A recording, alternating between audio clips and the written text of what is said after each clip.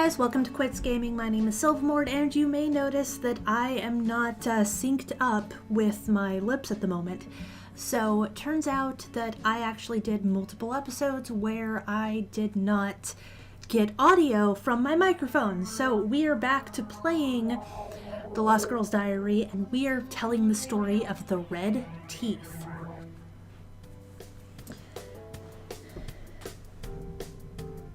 So the story is legit. It happened in the camp with her aunt. If you already heard it, why don't you go to bed? I haven't heard it, Nastya. Long time ago, when Auntie Zena was just a girl studying in a primary school, it happened. One summer, all the food in the camp went missing from far, far away. Every single bite of it, including breadcrumbs. Principal went out to get more food from the local city, but it was far, far away. The children were left with no food for the rest of the day. Those who had brought food had to share it with their roommates, but most of them had nothing to eat, so they had to drink extra water to fill their stomachs. Imagine how big the line to the restroom was. No food for a day? Child's play. Easier said than done. Keep going, Nastya. Auntie Zena had to go number one, but the restroom was full, so she went to the nearby bushes. After she sat down, she heard a weird noise, like a dog was chewing on a bone. Reached up at the bushes and saw a girl eating something. She shouted to the girl. As the girl turned around, she saw the girl had the red teeth.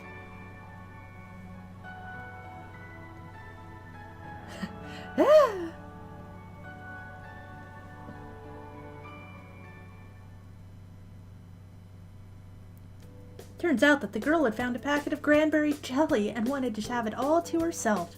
Her nickname was the Red Teeth till the end of the camp.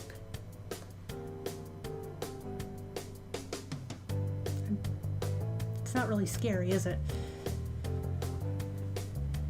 So who stole the food? Auntie Zena never told. Nastya, that was quite a scary tale. I must warn you, this story is so scary that I couldn't sleep for a whole month after I heard it. Wimp. It's about the Black Hand. Why are all these things, like either the black bedsheet or the black veil or the red teeth or the black hand or the white hood? I don't know. It seems strange. It's just the color something. Yes, I was saying we're the black eye. Not the black guy. The black eye isn't being punched in the eye. Oh no, Stiopa.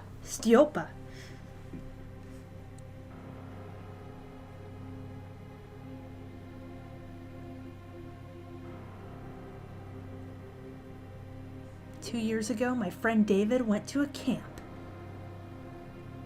One where students from all over the country could be in the camp. Just the top students. It's like David Schnippelson. Do you know him? Why didn't you go there? I didn't want to. Only the top kids could get in there. It's like, oh, not much, I see. She really likes dogging on this guy. What a douche. Camp was surrounded by a tall fence. Guards on watch 24/7. No intruder could ever get inside. The adults keeping watch outnumbered the children. And all of a sudden, things started going missing in the camp. At first, it was small things, badges, candies, pens, and crayons.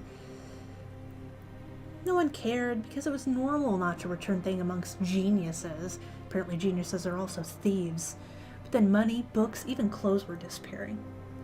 They realized that there was a thief, or maybe even a band of thieves working in the camp. Many children had been robbed, but adults as well. They had been trying to catch the thieves at first, but once they failed, they called the police.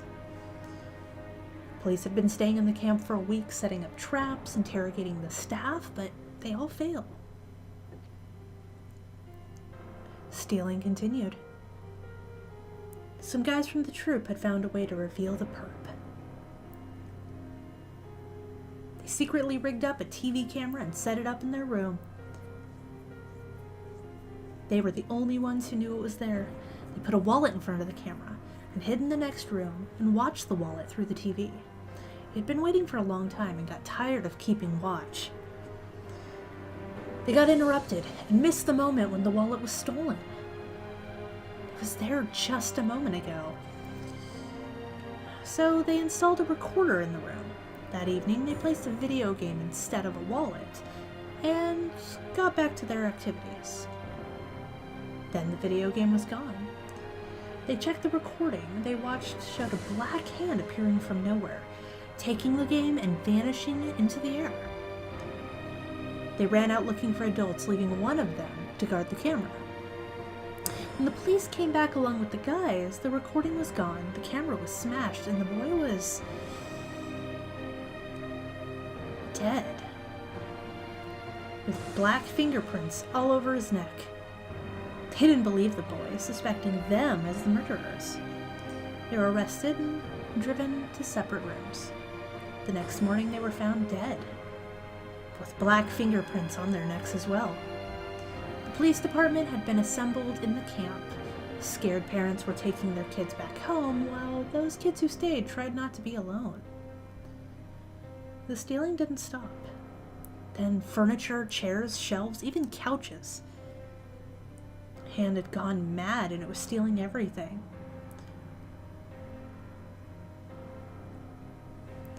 A girl went missing. So, the chemist club decided to take revenge. They made a bomb, planted it in a drawer, and asked David to install a detonator so it would go off when the drawer was opened.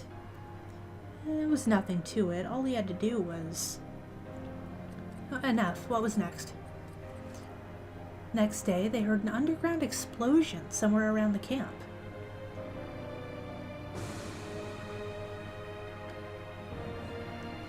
Excavators were brought. They dug up and found an abandoned bomb shelter. Middle of the explosion, they found a piece of equipment and a boy's body torn apart in the explosion. Identification was hardly possible. There was a hand black with paint. The parts were taken away by the military as well as the equipment. They promised that no one would tell a thing.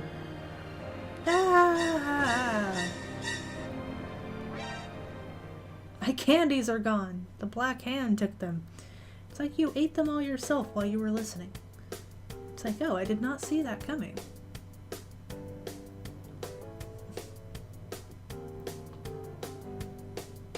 Yes, that was the black hand.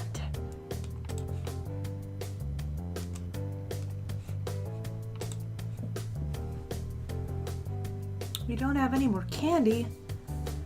Oh no. How could we not have anything to do with candy? The forest of light. Or the forest light. Or the forest without light. Or something light. It was an abandoned pioneer camp in the nearby forest, fenced with barbed wire rotten from time.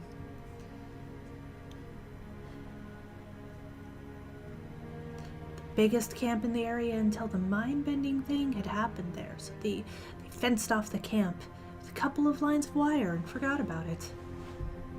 Friend found the camp leader's diary in her library. I wonder, why was I the first who found it? I'd hate to tell you what was written in there, but I can't resist. I might go insane if I don't. Oh, it's so spooky. Why don't you give Stiopa a hug? He's already getting a hug from Lisa. It's like, that's alright, Stas. I'll give you a hug too. And it's like, no. She's looking at me like she's gonna kill me. The journal belonged to Oksana, the leader of the first troop. It says everything was alright for the first half of the camp. Kids were having a good time, falling in love and breaking apart. She herself had fallen in love with the camp leader from the third squad, but the feelings weren't mutual. The diary's filled with poems about her one-way love and sketches of the one she was into. Then it gets to the second half. It's a book with a rabbit sticker and drawn flowers on it. July. The terrible heat continues. Asked me to take the squad to the lake before I take mine, and I couldn't refuse. Anton's so handsome when he smiles. My squad wasn't happy though, but I let them go off an hour past curfew. July. We have a situation. Dasha Startsvena went missing this morning. Katya told me she saw Dasha last night going to the bathroom. She was in the old well behind the warehouse. To our surprise, she was safe and sound when we took her out. But on the other hand, she hasn't said a word ever since. She'll be fine. She must rest in the infirmary. Pavnova called Dasha's parents, but no one answered. During the lineup, Anton lectured me about how to look for the children. I was about ready to burst into tears. Why is he being so rude to me? July. Petrovich and the guys from the 5th squad built a huge cover for the well. It's finally safe.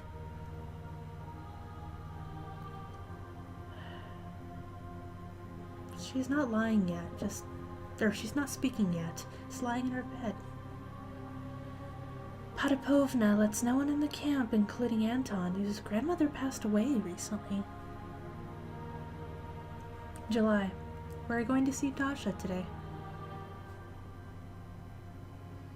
We made her a wonderful bouquet for her and a card with our best wishes written on it. Something's wrong with Anton. He had a quarrel with the principal this morning. The rest is written in a different hand. I suddenly felt like I was out of my body, watching myself from a different viewpoint. I felt a slam after he pushed me into the well. It doesn't hurt though. This light, a green bright spot in the sky, reflects on the puddle at the bottom, and I see it.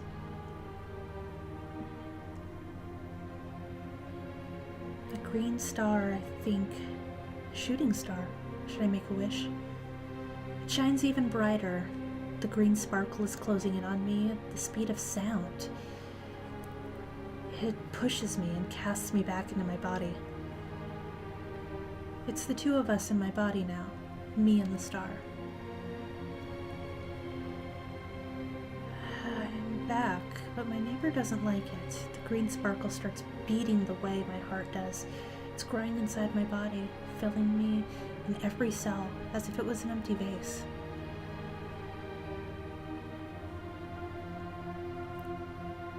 The shell's all cracked, however. The green light is getting loose through it. It bangs in anger and riffs on my body, fade away like snow under the sunshine. So I curl into a ball, right in that humid, sticky hole. I can't see my companion. I can only feel it burning in my chest. It wants me to get out of the pit, but I don't care. What I want is oblivion. It's not going to give in. It's thrashing around inside, and I pity it. A moment ago, it moved up to my shoulder from the sunken part of my body. Oh, how unlucky it got. There's only a small shard of sky above me now. Now it's being blocked by some figure. And now it's not. This blinking annoys me, so I close my eyes. Someone's taking me up, awakening old memories I am hiding from. This happened to someone but me. I was just being a spectator. The show's about to end, and the fireball inside the tiny star growing bigger inside me. My friendly companion isn't friendly any longer, but a gruesome warden watching over me. He wants me to eat, causing pain in the stomach. He forces me to go to the bathroom, stinging my feet. I don't know why it would sting your feet, but... And the rest of the time it lets me rest, obviously. It's not growing bigger anymore. Straining my body to follow its commands. And I follow his commands willingly, otherwise the fire will burn me out. Right now, all I need is a little bit of rest. And the fire bends down my neck. A nurse comes in. She drops her tray with plates on it, so porridge and blueberries scatter all over the floor. The fire flashes up and I see a beam of light striking Maria Potapovna. She runs out, the beam tracing her, the flies gathering around the porridge, as long as my companion is playing with his new toy. The council enters my ward. Leader, along with the girl from my squad, carefully go around the mess, whispering. Oksana's pitiful face and the fear seizes the others. They look at me as if I'm a piece of Kuhn's camera.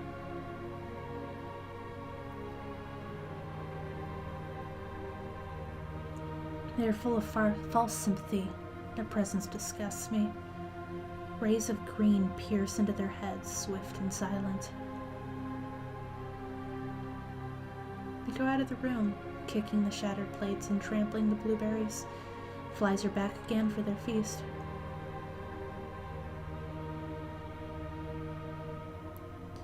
The rays scatter around with a melodic jingle. Peacefully dreaming Fireball is woken up. He throws me out of the bed.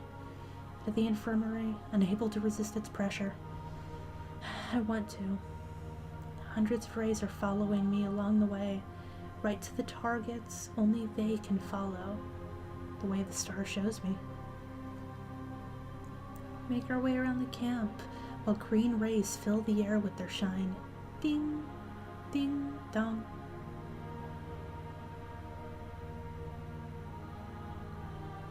Suddenly the rays are breaking apart, which is so spectacular and beautiful that as I stop to watch the fires have found no interest to me anymore. It's the world around me illuminated by the emerald light.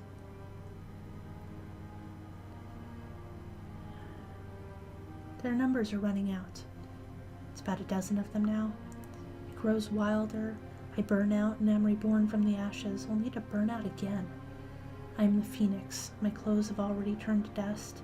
My walk leaves only smoke and the charred grass behind. I reach the gates and I see him. He lies scratching the ground, trying to escape the camp.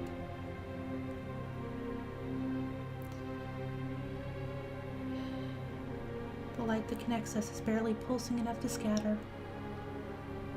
Now it's finally gone, leaving nothing but green sparks on the floor.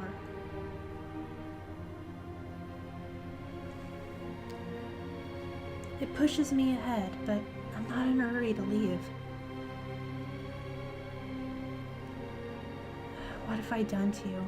What did I do wrong? I ask the dead body, but it's not answering.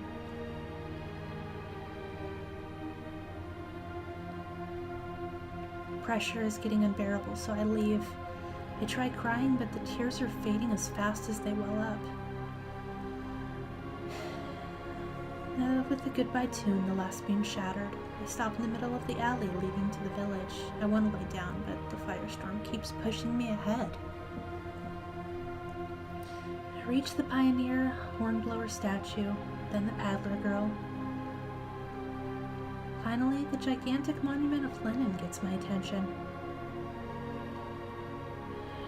Raise one hand, the fiery gush of light is absorbed by the statue. I follow the path to the woods out of the camp, leaving only dead people and the glowing of the chief behind. Things I kept in this diary and the little star deep down in my heart.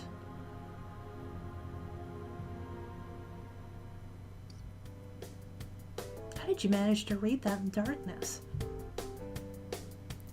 She throws the diary to Stas. Flips through pages. It's empty. Yep, it's empty. She made all that shit up. Oh. She has her hand on Stiopa's waist, but that doesn't look like it's his waist. Aw. Nastia's sleeping. So. Oh, if your stories were more interesting. Oh, she put Nastia to sleep. Alright, so time for a real scary story on the next episode of Quits Gaming. So, thank you for joining me on Quits Gaming, and I will see you on the next episode. Mwah! Hey guys, I'm Bear. I'm Silvermore. And thanks for watching our video. If you like what you see, why not like, comment, or subscribe by clicking the button to the bottom of this video, or you can check out our other social media sites in the description below, or on this beautifully illustrated picture that Bear drew. So we'd like to give you guys thanks for everything, and if you like what you saw, try looking at some of the other videos. Always open to suggestions, so feel free to let us know if there's anything you'd like to see us play. Thank you for joining us again, and we will see you on the next episode. Mwah! Bye, babies.